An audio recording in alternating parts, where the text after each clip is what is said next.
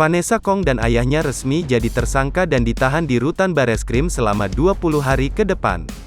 Kasus penipuan via aplikasi Binomo yang menyeret Indra Kents memasuki babak baru.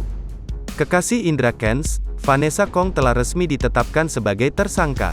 Tak sendiri, ayah Vanessa Kong, Rudianto Pei juga bakal ditahan.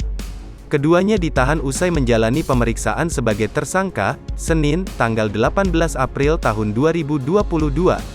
Di Tipideksus Bareskrim, Brigjen Wisnu Hermawan mengatakan Vanessa Kong dan ayahnya akan ditahan di rutan Bareskrim selama 20 hari ke depan. Iya, keduanya selama 20 hari ke depan, jelas Wisnu, dilansir dari tribunnews.com. Ancaman hukuman 5 tahun penjara dan denda paling banyak 1 miliar rupiah, tutur Wisnu. Dalam kasus tersebut, kata Wisnu, keduanya disangkakan melanggar pasal tentang dugaan tindak pidana pencucian uang. Keduanya diduga turut menyembunyikan uang hasil kejahatan dari Indra Kents.